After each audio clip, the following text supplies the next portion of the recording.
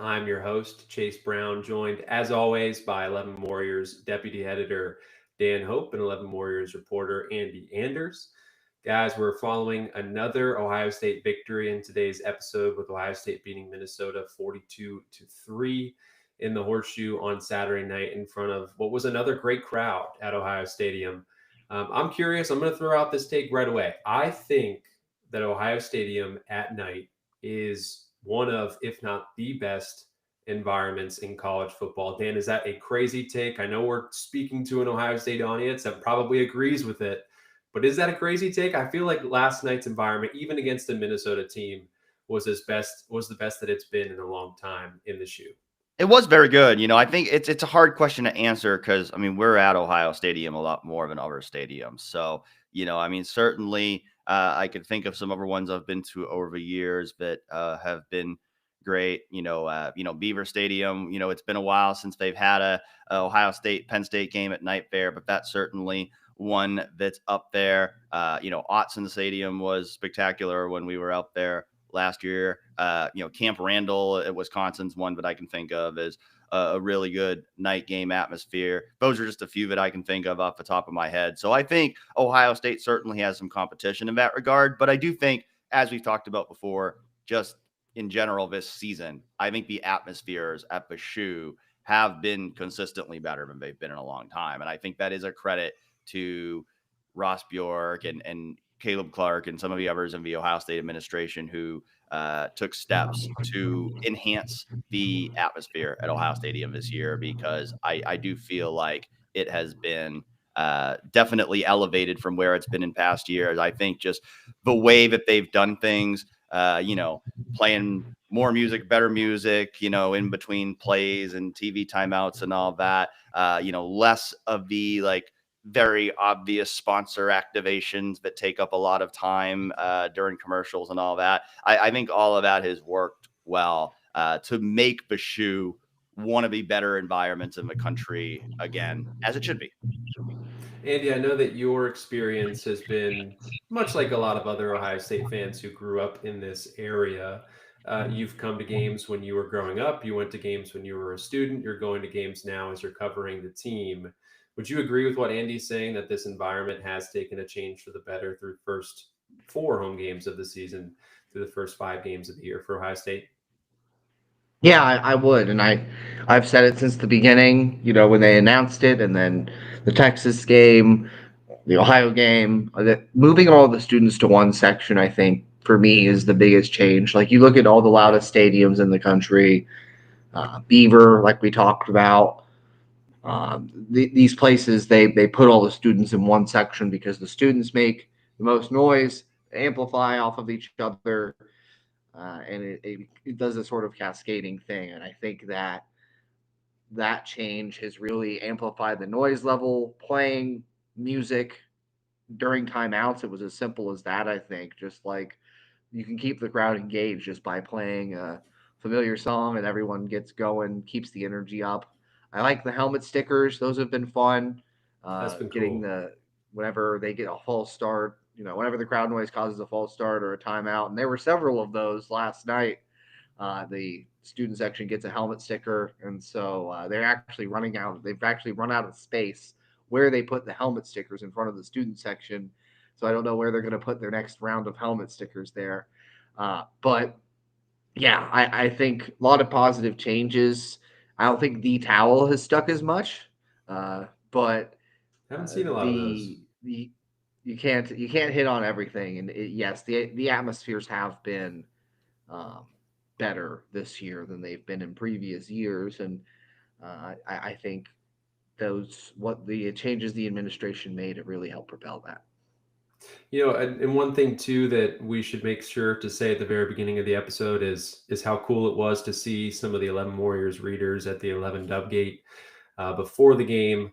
Ohio State's now 14-0. I believe maybe even 15-0. I can't remember if I think it's exactly 14. the 11 Well, I Dub guess it was 14. yesterday. I guess yesterday was 11 Dubgate 13. So, It was but the 13th, but I do believe they played one other game that was like I don't know. Ohio State played Penn State one of the years, and they didn't technically count it as a dub gate. So they're either 13 or 14-0 on the games where record is Ohio undefeated. State Yeah, the record is disputed, but 11 Warriors in the 11 Dev Gate. It was a lot of fun to see the readers of 11 Warriors out at the tailgate behind the varsity club. And I've heard so many testimonies, just primarily from our coworkers at 11 Warriors, who have said that they had such a great time getting to interact with some of our readers, some of our viewers.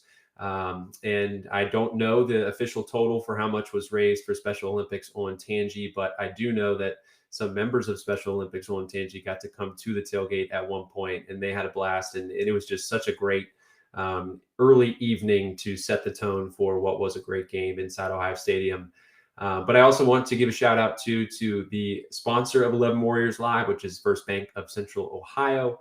The official bank of 11 Warriors, First Bank of Central Ohio, is proud to support the business owners of Central Ohio. It is locally owned, business focused, and always in your corner. Visit them at fbcentralohio.com.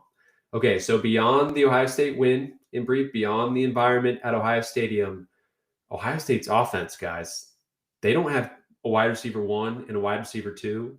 They have two wide receiver ones in Jeremiah Smith and Carnell Tate. Those two guys put on a show against Minnesota. You had Carnell Tate leading the way with 9 catches for 183 yards and a score. Jeremiah Smith wasn't that far behind. He had 67 yards and 2 touchdowns in the game. And after the game, it seemed like everyone was ready to declare them as the 2 best wide receivers in college football. It certainly seemed like Ryan Day was in that spot. Julian Sayin, Carnell Tate declared them as that. Dan, when you've seen Carnell Tate's development, you've been somebody that has been very open and vocal about his stance and his posture as a future first-round pick.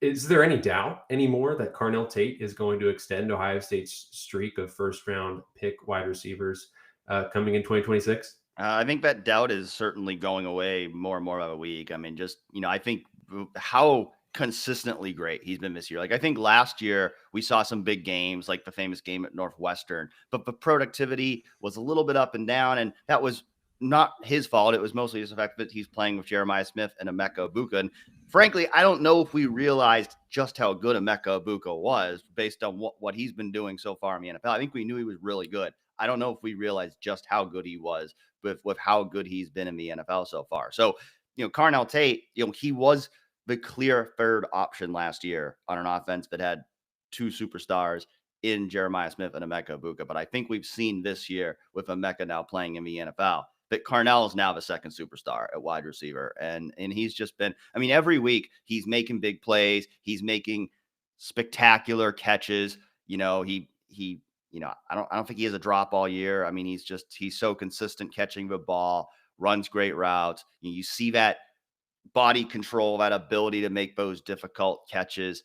I just think he's showing this year that he's a complete receiver. And I do think that he's putting himself firmly in position to be a first-round draft pick and in that conversation to be potentially the top receiver selected in the 2026 NFL draft. There's some other guys in that conversation.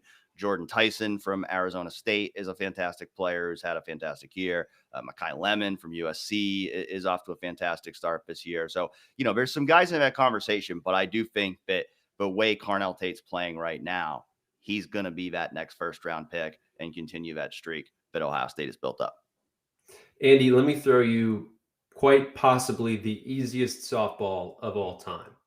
Tell me how great Jeremiah Smith is, because after the game against Minnesota, Ryan Day said it's not even close that Jeremiah Smith is the best offensive player in college football. He dared anyone to bring him a name that could contend Jeremiah Smith for being the best offensive player in college football.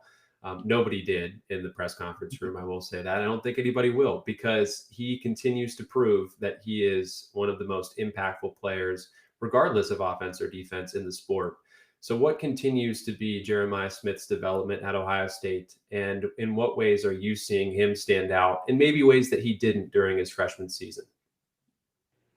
It's hard because he stood out in so many ways during his freshman year, but it's just still refining all the little points. He came in so refined technically as a receiver, the route running, the body control, the hands, all of that. It's funny because last year, obviously, he dropped his first career pass or his first career target and then kind of didn't drop a pass the rest of the season. This year has 2 drops in that Texas game, and then since he's been just the same old Jeremiah he was last season, dominant. I was really impressed both with him and Carnell. Had a couple of after the catch runs that were great in this game, and Jeremiah's always had that speed, that ability to break it off. You give him space after the catch to go get a big play, but both those guys, I think that was something they've worked on in the offseason, making some guys miss in space and turning a chunk gain into a big gain. They both did that really well. I think the hands on the touchdown pass in the corner of the end zone, the first touchdown reception that Jeremiah had was excuse me, was really good. Um, I mean, you run out of things to say about the guy. I mean, he was already such a complete weapon coming into this year. He's taken another step physically with his body becoming stronger, being an Iron Buckeye twice over. He's been an Iron Buckeye every time he's had the chance to be named an Iron Buckeye while he's been at Ohio State. It's pretty insane to watch. Just a guy take a step forward, even if his numbers are kind of matching what he put up last year. He's got a similar rate in terms of yards. He is getting even more touchdowns. He's been catching a lot of touchdown passes through these 5 games, and you get the sense that they're kicking off a Heisman campaign for him, right? Like, Ohio State football tweeted out for Heisman after the game, and Ryan Day says that, which I don't think is any. I think that's clearly like, hey, this guy should be getting some Heisman attention right now. And I think, honestly, the biggest thing for Jeremiah was just how big a game Carnell had, because I think coming into the season and maybe even the last few weeks, teams have been saying, like, don't let 4 beat you. The play action touchdown to Carnell, where Jeremiah comes in motion, they do a double play action where they fake it to the running back, fake it to Jeremiah, and then Carnell Tate is running wide open behind the safety for a 44-yard touchdown pass.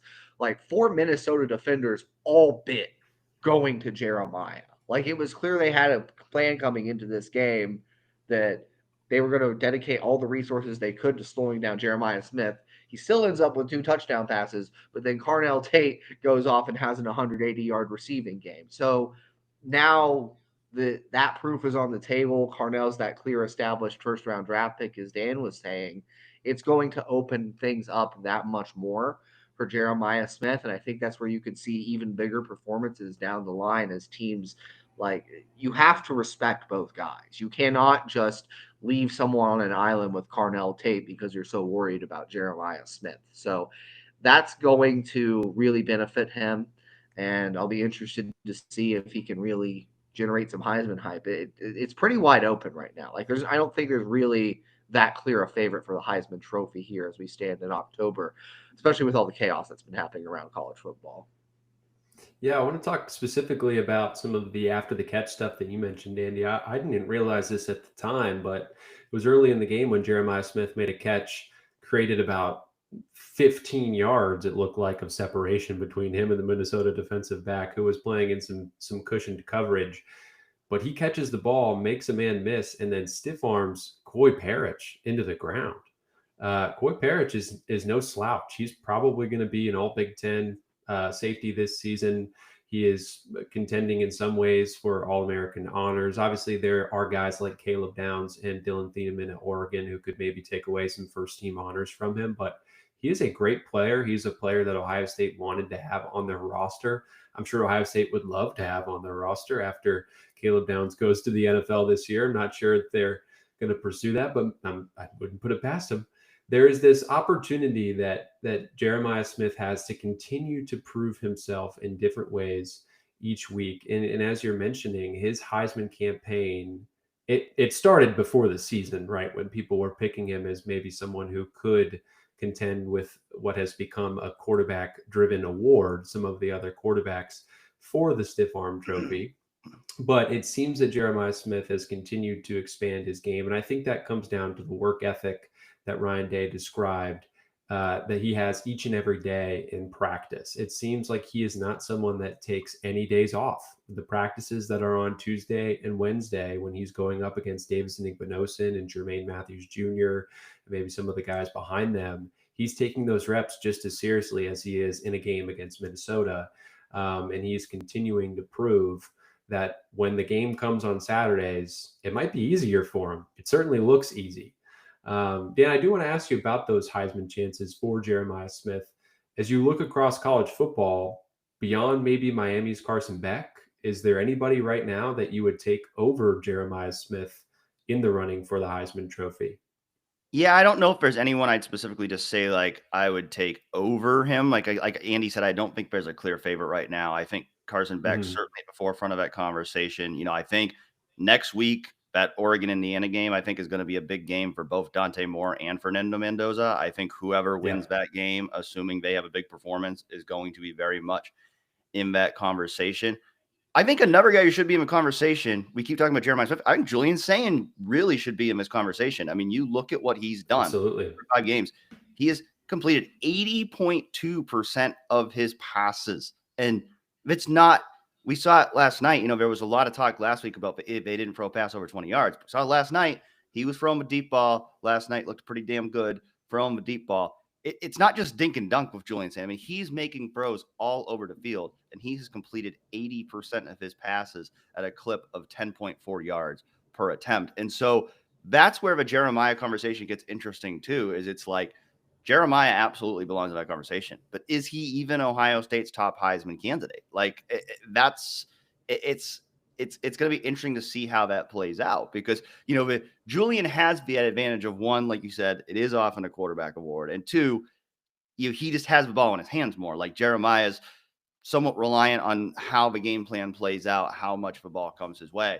Julian's touching the ball on every play. And so Julian, you know, every time Jeremiah makes a big play in the passing game, so is Julian Sayin. So, you know, it's going to be interesting to see concurrently how, you know, their Heisman campaigns kind of go like you guys talked about before. It does seem like Ohio State is pushing Jeremiah as its Heisman candidate right now, but that doesn't mean that Julian Sayin couldn't ultimately end up becoming their top Heisman candidate. And it's not so much a matter of who's the better player. It's a matter of he's the quarterback.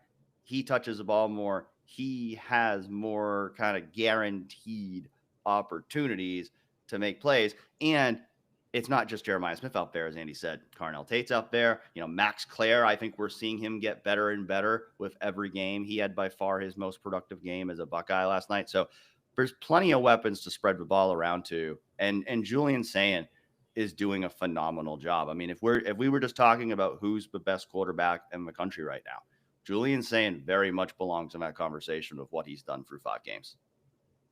Andy, I want to ask you too. You were someone that was pounding your fist on the table for Bo Jackson to be Ohio State's RB1. I think it was after the Grambling State game that you really had pushed that narrative.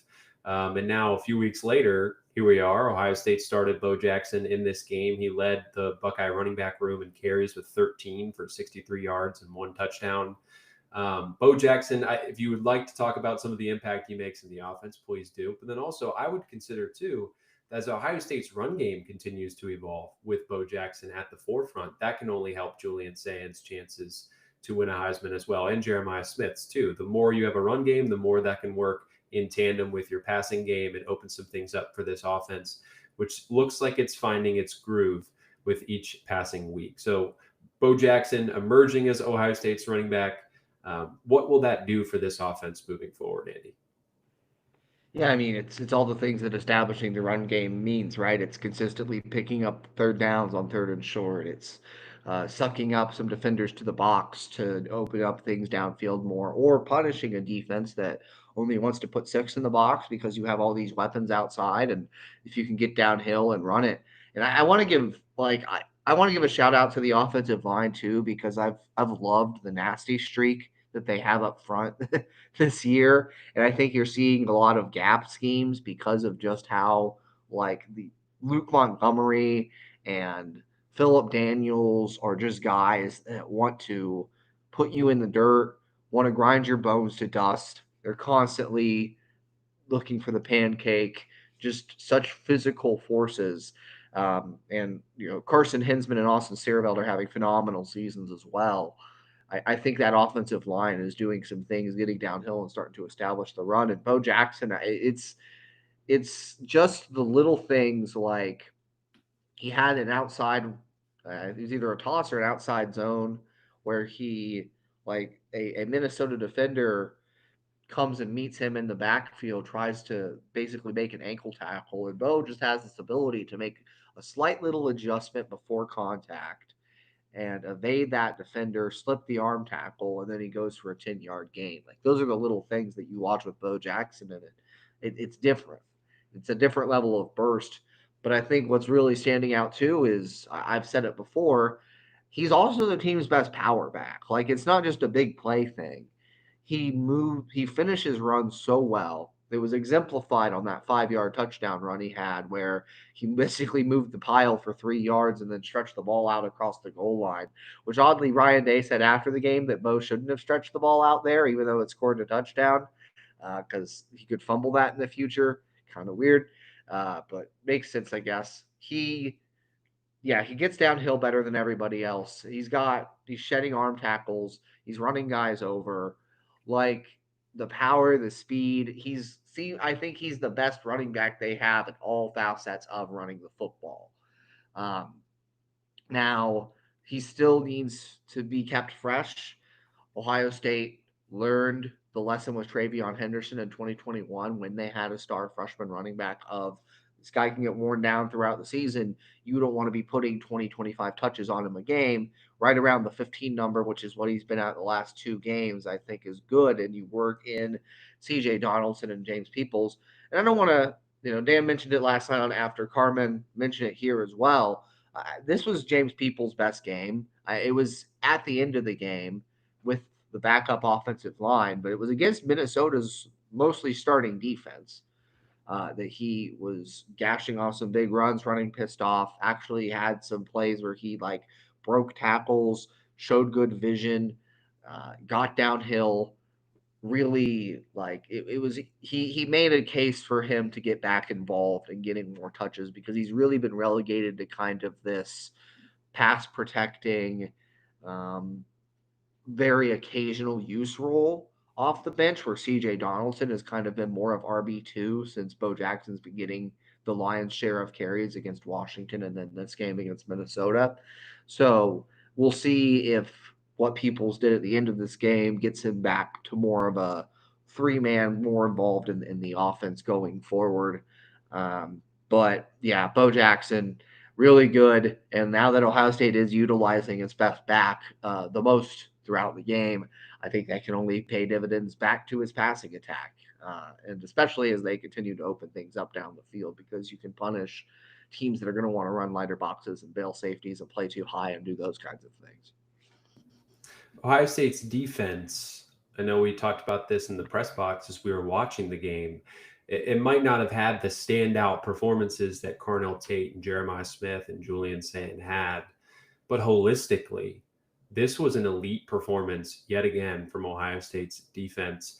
Some of the numbers I want to read you guys. Minnesota had just 11 first downs in this game. They were 1 of 11 on third down, 0 of 1 on fourth down, 162 total yards of offense, 66 of which came on their opening drive, which resulted in just a field goal.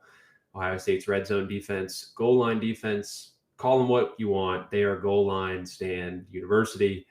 But this was, as I mentioned, it's a holistic performance. You go down to the box score and you see, well, they had 7 tackles for loss. They had 1 sack, 54 tackles in total. There really, as you look at it, there's not very many performances that, man, that guy had a standout job. But this defense from top to bottom was solid. And after the game, PJ Fleck, Minnesota's head coach, called it one of the best defenses I've seen in 13 years. He said it's not just the players and the depth that's exceptional, that's off the charts. It's some of the best I've seen, but it's the schematic pieces that make it so complex, where every single play is a different front structure, blitz structure, coverage structure. So we continue to talk week after week on this show about how good Matt Patricia's Ohio State defense is. But Dan, did you come away from this game any more impressed than you've been after Ohio State's previous 4 games? I haven't quite been ready to say it yet, but I'm ready to say it now. I believe Ohio State upgraded a defensive coordinator. Matt Patricia's defense through 5 games has allowed 25 points. That's 17 fewer points than Jim Knowles' defense allowed yesterday to a previously 0-4 UCLA team. So, I know it's 2 different teams, but I'm ready to say it. I think Ohio State upgraded defensive coordinator. I think the job that Matt Patricia has done so far this year has been absolutely phenomenal. And I mean, based on what we've seen so far this year, this defense is better than last year. Ohio State lost 8 NFL draft picks from last year, and the defense has been better. That just speaks to how good a job Matt Patricia has done. And like you said, I think last night was a great show of just how good of team defense this defense is playing. Because it wasn't, the week before it was the Caden Curry and Caden McDonald show. Nobody else had the opportunity to make plays because those guys were just making so many plays. Last night, it was not like you said, it was not 1 or 2 guys taking over the game. It was all 11 guys out there doing their jobs consistently well. And it's just that's the way this defense is playing right now. They're just, the defensive line is being disruptive. The linebackers have been phenomenal. The secondary is consistently doing its job on the back end. And, you talk about marrying Russian coverage and all 3 levels playing together. It just seems like week after week, that's what this defense is doing. And we've seen it, a couple times the last couple of weeks. Maybe early in the game, the opponent gets a drive or 2 and they finally look a little bit vulnerable. And then in those key situations, the situational defense, you mentioned the 3rd and 4th down numbers before, red zone, 3rd down, 4th down. This defense has been phenomenal. It's when the moment is the biggest, this defense plays its best. And it's just, from the players to the coaches, it's been an absolutely phenomenal start to the season. I think we've seen enough now to confidently say Ohio State has the best defense in the country again this year. And what an incredible job Matt Patricia has done so far. This is a stat I'll have to put in the school session tomorrow. It was sent in our Slack channel late last night. Someone on Reddit had compiled and said that if the opposing team got to roll over all of the points that they scored by the other teams week over week against Ohio State, they would still be undefeated 5-0, right? So they beat Texas 14-7. They then beat Grambling State 70-0, but you tack on those 7 points from Texas.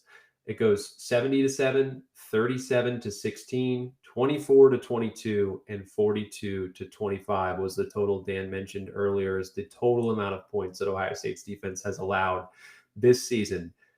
If you had the combined rolled over points, they would still be 5-0. That is how great this defense has been. The Silver Bullets have been silver bulleting is how I've liked to put it recently. Andy, can you talk just a little bit more of your perspective on Matt Patricia's defense and the way that it has continued to evolve? Some of the pieces with Sonny Styles and Arvell Reese and Caleb Downs, they are the forefront at it, but there's just so much depth with this defense. And I know you've talked a lot about that and some of the motor and the intensity and the desire that some of the other guys have on this defense. What has been your takeaway after 5 games of Matt Patricia's defense? Yeah, if you want to talk about depth specifically, it was all 11 guys, like you said, but it was Will Smith Jr. made some nice plays off the bench in this game. Bo Atkinson, Zion Grady played well, freshman, when he got in the game. Ohio State, CJ Hicks not playing, which is something Dan and I will definitely be curious about when we talk to Ryan Day on Tuesday of what's happening there. But in any case, it's hard to, it's like talking about Jeremiah Smith. You can talk about anything with this defense and talk about how impressive it is pretty much. The front 4 in this game, I feel like they get better week over week on the defensive line. Like we saw what happened against Washington, where Caden Curry, Caden McDonald were just taking over the game, putting up stats that you just never see from defensive linemen. But what impressed me about this game is that Minnesota just never had a prayer of running the ball. I looked last night, they had one run of longer than 5 yards in the first 3 quarters of this game. And then the 4th quarter, Ohio State starts mixing in backups and they broke off a few chunks again. But like this defensive line, there was a play in the early in the game where Ohio State comes out in a 3-3-5 and Minnesota sees, 6 in the box. They had a tight end in the formation. They had numbers in the box. Hand it off, right? Nope, sorry, tackled for a loss. Like it's like they have an extra man up front because of how relentless Caden Curry's motor is, playing sideline to sideline. He's always crashing down the line of scrimmage and doing things. Caden McDonald always eats 2 blocks. There's so much space clogged up the middle with him. So you have those 2 anchors, but the rest of the defensive line was definitely pulling its share. I thought this was Edric Houston's best game, and I think he was rewarded with a little more playing time, though he didn't start. Tywan Malone started again, but Edric was getting some pressure, making some plays in this one. Kenyatta Jackson played really well before he left the game with a stinger. At least it was said to be a stinger by NBC. Uh, we talked, like, you can't say enough about Sonny Styles and Arvell Reese. Clearly the best linebacker tandem in the country to this point, flying around the field, the space they can cover, and football savvy, right? Like, you talk about how genius this Matt Patricia scheme is, and it's true. The mix of fronts, the mix of blitzes, how Ohio State will put. I love what they do on 3rd and long, where you're going to put so many guys on the line of scrimmage, and you can just never tell who's coming and who's bailing and who's spying and who's doing what. Like, there's constantly changing the picture for the offensive line on who to block and the quarterback on both what protection to put the offense in, and then what's happening in the secondary, where everything is just constantly spinning and rotating back there, and it is so hard to tell what Ohio State's coverage is, what defense they're in. Based on all the layers of disguise that Matt Patricia has mixed into this defense. But as genius as Matt Patricia is, it also has to be genius players to implement it. And I want to stress that after Ohio State lost all these veterans, they still have some incredibly football savvy members of this defense. Like Arvell Reese has played so smart this year, in addition to just being the most physical monstrosity of a linebacker. Like he's so fast, so strong, all these things, but he plays a really smart, disciplined brand of football. The same for Sonny Styles, who's a freak in every sense of the word. The defensive backs in this game were impressive as ever. I mean, Drake Lindsey started out 7 for 9 and on that first drive, and I think the rest of the game it was something he didn't have nearly. I think it was like 8 of 16 the rest of the game.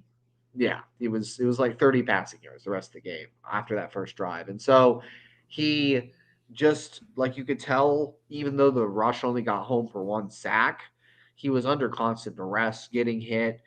Um, Ohio State like took that drive to feel him out, and then the defensive backs just kind of smothered anything else that Minnesota wanted to do in the passing game. Davison Igbinosun made a couple nice plays in coverage where he was right in phase, and again, just he hasn't.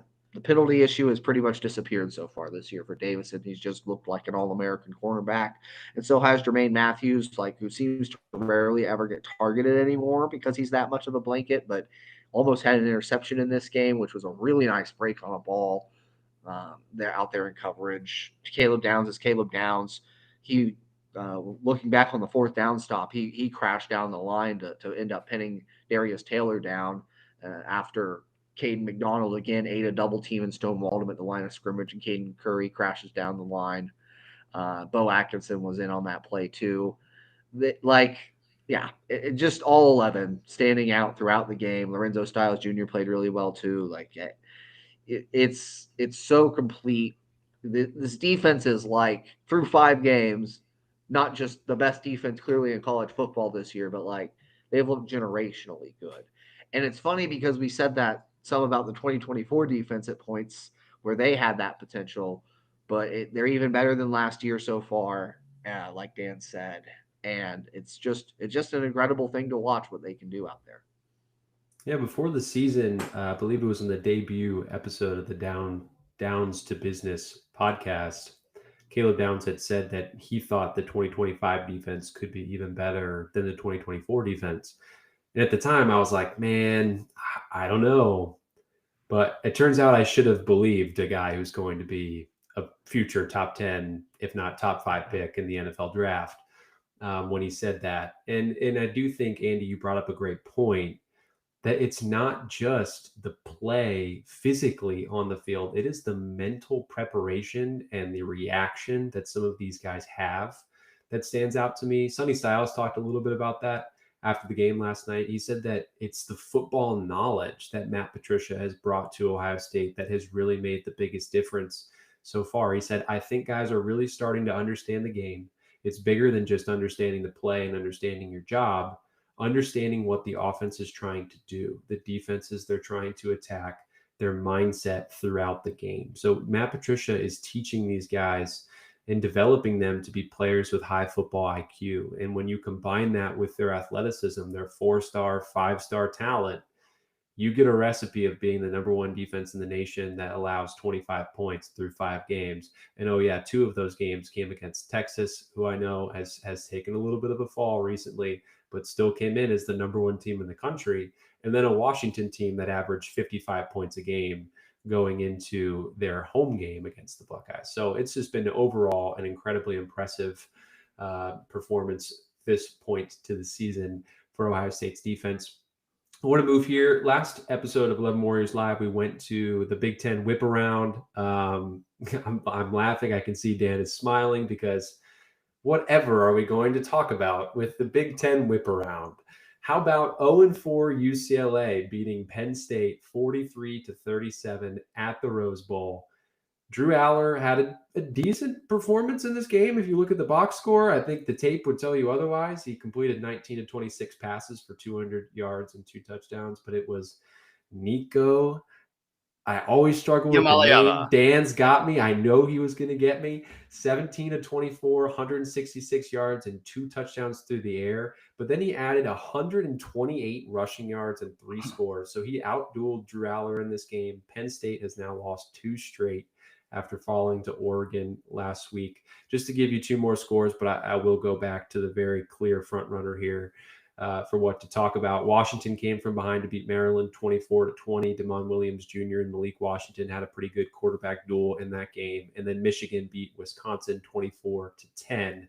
Bryce Underwood had 19 of 28 passing, 270 yards and a score. Justice Haynes looks really good. He's probably another guy, if we're going to be looking at a non-quarterback who could be pushing for a Heisman campaign, or at least Michigan will push him for one. 19 carries, 117 yards and 2 scores in that one. But let's talk about the lead. Penn State loses to UCLA. Dan, I know that we were kind of moving between the dub gate, but we caught as much as we could of this game. And what we did catch was pretty funny with Penn State falling. When we talked about Penn State, could they be the number 3 team in the Big Ten last week? And then they come out with this performance. Where do you put them now in your Big Ten power rankings? I put them at the bottom. I mean, seriously, I know, like, I had them 4th last week, and it might look like an overreaction to drop them to 18th, but I mean, UCLA was the clear cut going into this week, the worst team in the Big Ten. There was no debate about UCLA was a worse team in the Big Ten. They lost to New Mexico. They lost to Northwestern. They lost to UNLV. I mean, this was a UCLA team that had shown no signs of life, looked completely hapless, and you allowed them to score 42 points against you. Nico Iamaleava was getting compared to Vince Young. That's how bad Penn State's defense was on Saturday, that Nico Iamaleava was getting compared to Vince Young. So, I mean, just a disaster. I mean, an absolute disaster. I mean, this is like, you know, maybe prisoner at a moment, but like, this is like a notch below like Michigan losing to App State for me. I mean, UCLA going into Saturday was the worst team in the Power Four. Like, to go and lose that game, I mean, you probably had more fans there all the way across the country than UCLA did. I mean, it's just a disaster of a performance for Penn State. And I think all of us would like to go ahead and strike our national championship picks from a record right now, particularly me and Andy. People who have listened all year long know that I was very high on Penn State before the season. But I mean, this is going to be a tough one to come back from for Penn State. I mean, if you look at their outlook, I mean, the only saving grace Penn State has in terms of college football playoff talk is they still play Ohio State and Indiana. Like, if they win out, they'd probably make the college football playoff. But Does anybody think that's going to happen right now? I certainly don't, based on what we saw yesterday. I mean, it's an inexcusable loss for Penn State. And, it's such a different kind of loss for Penn State because, it's always been big game, James. It's always been Penn State wins the games it's supposed to win, but it doesn't win those big marquee games. But this was a game you were supposed to win all caps, and you lost. And this is the kind of game, I've already seen several columns about it out there. This is the kind of game that really starts the conversation about, is it time for Penn State to move on for James Franklin, or is it time for James Franklin to move on from Penn State? I mean, because this was supposed to be the year. I mean, they were following the Michigan, Ohio State blueprint from the last 2 years of you have all these veterans come back. You go all in, you steal Jim Knowles away from Ohio State, which, as we talked about, now no longer feels like such a big loss. But either way, like, that was a big power move. You pay $3 million to steal the defensive coordinator away from the defending national champions. Like, this was it was like, we said it before the year. It's like, if not now, when, for James Franklin? And to have this team and suffer this loss, I mean, there are some parallels, frankly, to the Ohio State loss to Michigan last year. We were probably saying some of these same things after that game in terms of, like, this was supposed to be the year. How do you lose that game? So there are some parallels there.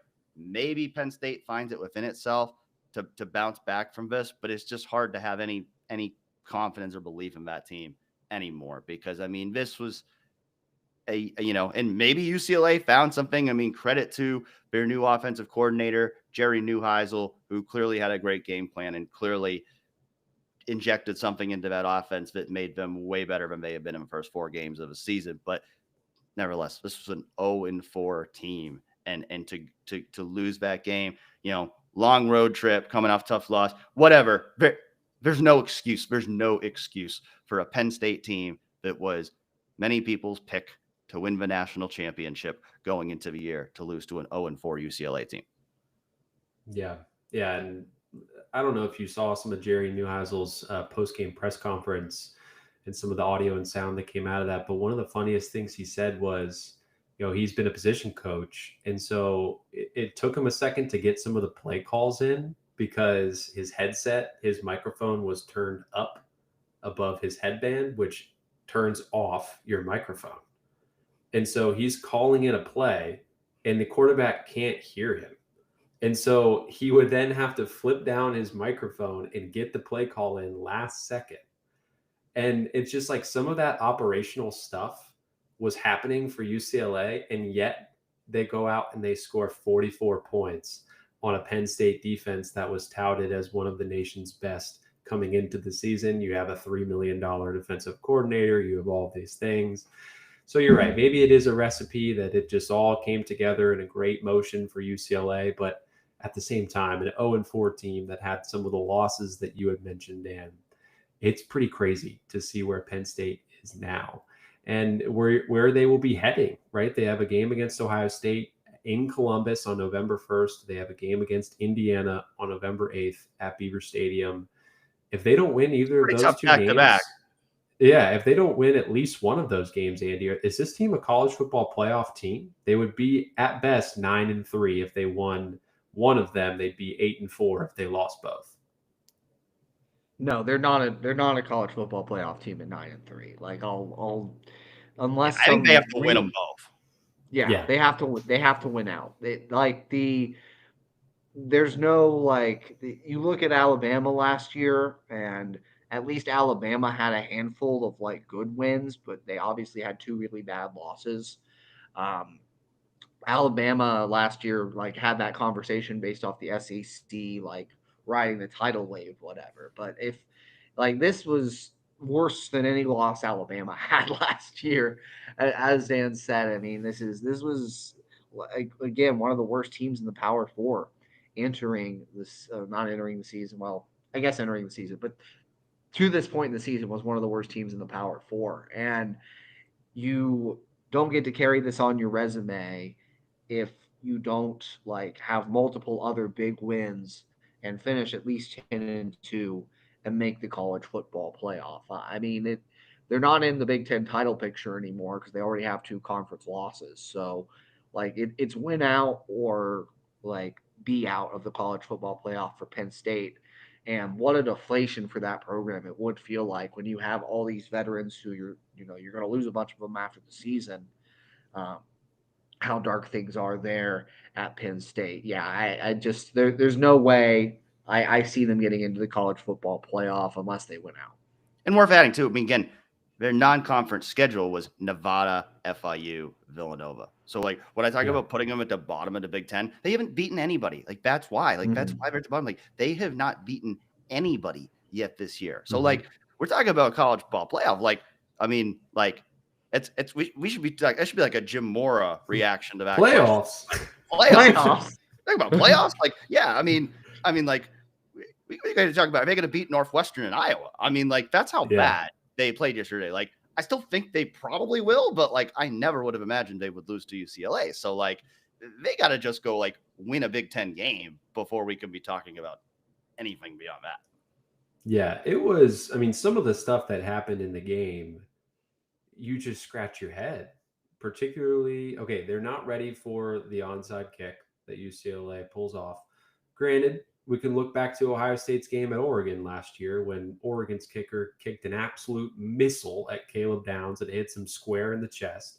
Smart on UCLA's part to try something like that against a team that's traveling from east to west, might not be exactly ready for that game. But then Penn State's decisions to kind of run down the clock at the end of the first half. James Franklin had 3 timeouts. He chooses not to use any of them. Penn State walks away from that situation without any points, and they start to play well in the second half. Well, I guess first they come out and they fumble on their opening possession straight out of halftime. They get a few things going their way, and it ends up being a close game in the end. But just some confounding decisions by James Franklin and his staff throughout this game that I know you're saying a little bit tongue-in-cheek, Dan, with Northwestern and Iowa, but honestly, can you really?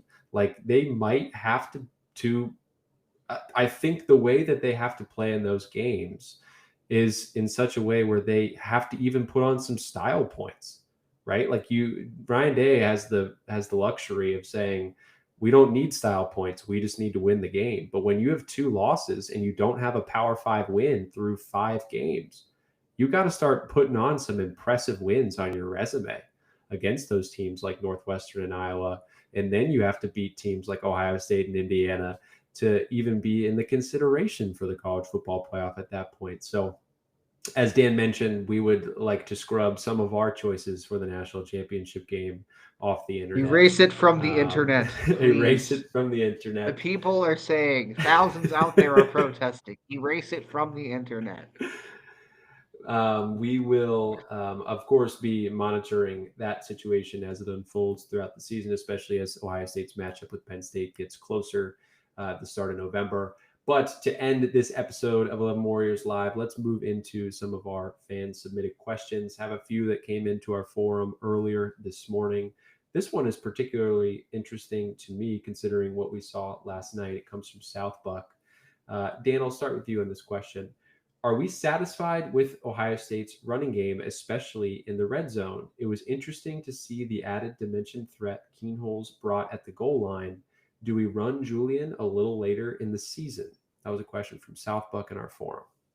Well, I remember last week on the show, we were asked where was the quarterback sneak. We did see the quarterback sneak last night. They ran it a couple times. One of them didn't count because I think they called a timeout before the play, but we did see the quarterback sneak a couple times. So it does seem like gradually, I mean, we keep hearing Ryan Day use the phrase, we're putting more on his plate. It does seem like gradually they're working a little bit more of that into the fold with, Julian Sayin. And I mean, if we're going to nitpick stuff from a 42-3 win, I would say like probably like the worst play of the night for Ohio State was when they put Lincoln Keenholz in there on, it was they had just run a quarterback sneak, then they bring Lincoln Keenholz in. It's like the obvious plays you're gonna run with Lincoln Keenholz, and then they run it outside, he loses yardage, they have to punt. in that situation. You know, that was one of the plays that Day mentioned after the game, in the same vein that Andy brought up Bo Jackson extending the football. Ryan Day had said, I think there's actually a pretty funny clip that the TV cameras from NBC caught him.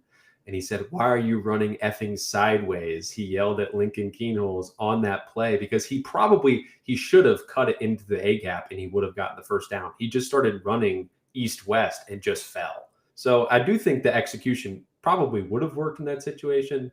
And yes, sorry, I just wanted to say that was something Day did bring up after the game as something that needs to be fixed if Ohio State's going to continue giving him chances like that. Yeah, and I do think that like there is still the potential for a Lincoln Keenholz package to be a weapon for this Ohio State offense, but I also think you have to be careful about not forcing it, especially with how well Julian Sayin is playing right now. And like Ryan, like Andy and I were kind of talking about it when we were going out there. Like, to me, I seen Lincoln Keenholz come out. Like, I would have thrown a pass in that situation because like that's not like right now. If a defense sees Lincoln Keenholz come in, they're going to assume he's going to run the ball. So, you know, I would have personally I would have liked to see a pass play in that situation. See if you can catch Minnesota off guard. Maybe that's coming as the season progresses, but you know, it'll be interesting to see. I do think we'll probably see them try mixing Lincoln in again at times during the year, but I also think as well as Julian's playing, it's not necessarily something that they need to force. There's another question, Andy. I'll move to you with this. Seattle Lingo, one of our moderators, friend of the program, was asking about Philip Daniels and his emergence on the offensive line this season. He asks, what are your thoughts on his transfer from Minnesota and how he's adopted to the Buckeyes culture?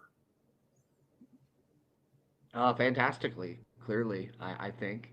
To win the right tackle job the way he did, and really just grab hold of it and not let go of it. There hasn't been any rotation there. We've seen Ohio State mix guys in at right guard, but Philip Daniels has been rock solid, the guy at right tackle since he arrived at Ohio State. And I like I mentioned it earlier, the physicality and the mean streak that he has out there, willing to not only put guys in the dirt but maybe talk a little trash afterward.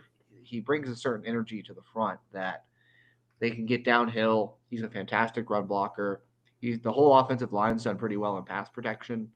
So I think he was a great transfer portal pickup for Ohio State in the end. They recognized what was there, the talent, the mentality, and he's clearly adopted the culture well and even enhanced it, I think, with some of just that edge that is up front, especially between he and Luke Montgomery and Carson Tinsman to some extent. We have a comment from Matt in our Facebook chat that I think will be relatable to you, Andy, and relatable to me, as I just saw that the Browns lost in heartbreaking fashion to the Vikings in London.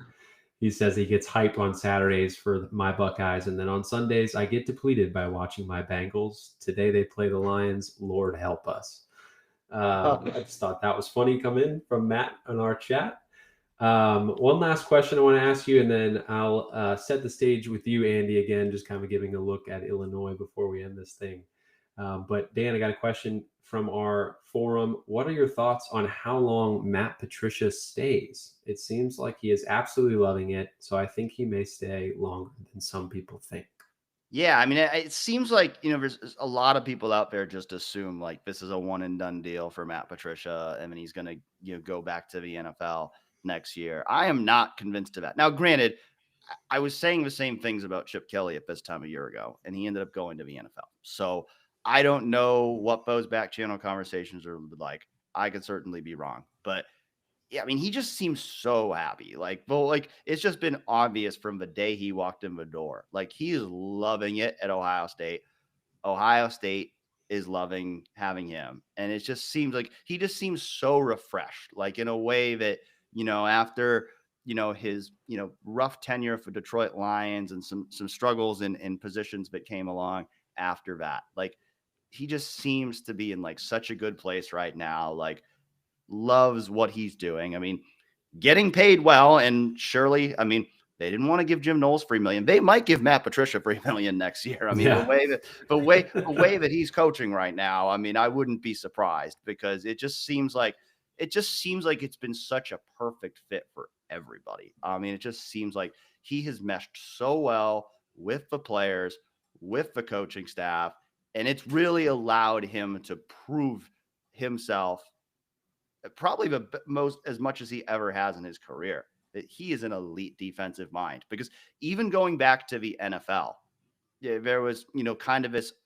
the whole time, there was always kind of this idea of like, it's Bill Belichick's defense. Well, Bill Belichick has the worst defense in college football right now, and Matt Patricia has the best defense in college football. So I'm not saying Bill Belichick is not a defensive mastermind for what he did in the NFL, but it's become clear with what Matt Patricia is doing at Ohio State right now, that Matt Patricia is the real deal. The guy knows how to coach defensive football, and I think Ohio State is certainly going to make every effort to convince him to stick around.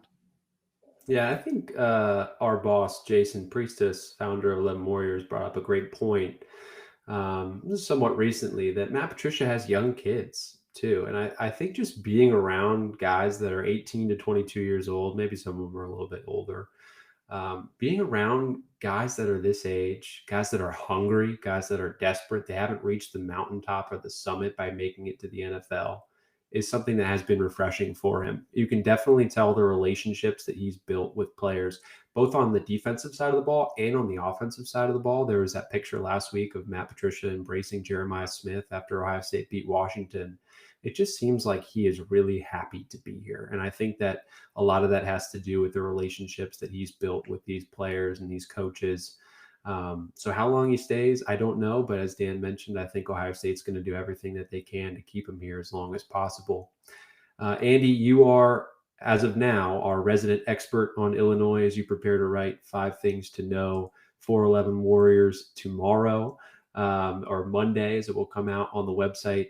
If you don't have to give us 5 things to know, but what is one thing that our audience should know as we kind of finish our weekends here and we turn our gears to looking at Illinois next week? Yeah, Luke. I mean, probably Luke Altmaier is where you start with this team, right? They have a fantastic quarterback there that's experienced, that I think has found form, especially the last few weeks after how mightily Illinois struggled as a whole against Indiana, losing that game 63-10. He's really given them a shot, regardless of what game they've played, and they're coming off a big rivalry win over Purdue. Purdue, and I know a lot of people write off Purdue as like an easy game, but that's a game that can generate momentum when you beat a rival. And the USC win was also really nice. Altmaier played really well in both those games. So I think it's a passing attack that's built a lot of momentum in the recent weeks. I haven't dove fully into the Illinois study for 5 things to know yet, kind of just getting my bearings on this Sunday after a very late Sunday night working, covering the team. But I would say, like, top thing to know about Illinois, just like clearly watching them is Luke Altmaier and this passing attack and what it can do when it's firing on all cylinders. But commenting really quick on the Bengals, I was joking in a chat me and Dan have with George Eisner, where sometimes we talk about betting lines and things, and the Bengals are 10-point underdog to the Detroit Lions, which is a big line for an NFL game, right? Like, you don't usually see NFL game lines into the double digits. And George was joking that I should like let it ride plus 10 on the Bengals. And I said, they could be plus 40 in this game. I am not hitting. I have no faith in what's going on in Cincinnati right now, as many in our Slack can attest. So I think that, I'm not feeling very good about today. I knew Andy had lost his faith in the Bengals when he came on here not wearing his jersey and his headband, because I believe the Bengals are 2-0 when we do a Sunday. They are show. relegated to a hat. And when he wears his jersey and his headband, and they've broke him so badly the last 2 weeks, he's like, I can only go with the hat. All he can think about is the AFC Championship from a couple of years ago. Good memories. We'll always have this. Thinking back thinking back on good times. Hey, I want to say one more thing before we get out of here. Chase mentioned at the top of his show the 11 Dub Gate. We were just informed a few minutes ago that the 11 Dub Gate raised $6,700 for Special Olympics Olentangy, breaking the mark from last year. So huge shout out to all of our listeners. If you were out there yesterday, thanks so much for coming out. We really appreciate you supporting the site, supporting a great cause. It was great having the opportunity to meet some of you yesterday. Sorry for those of you who were there of it. I didn't have a chance to meet as, we had to go over to the stadium and cover the game, but, huge shout out to all of our listeners and readers for supporting a great cause yesterday. Yeah, absolutely. Thank you for sharing that, Dan. It's certainly been something that 11 Warriors has been proud to sponsor over the past 3 years or 4 years now. Actually, I believe it's been Special Olympics Olentangy each of the years that I've been here. Such a great cause. And yeah, that'll be it for this latest episode of 11 Warriors Live. I want to give another shout out to our show's sponsor, First Bank of Central Ohio, the official bank of 11 Warriors. Visit them at fbcentralohio.com. That will be it for today's show on October 5th. I've been Chase Brown, joined by Dan Hope and Andy Anders. We will see you next week at this same time to recap Ohio State's game against Illinois and look ahead to their game against Wisconsin a couple of weeks down the road. But until then, have a great week and stay tuned to 11 more.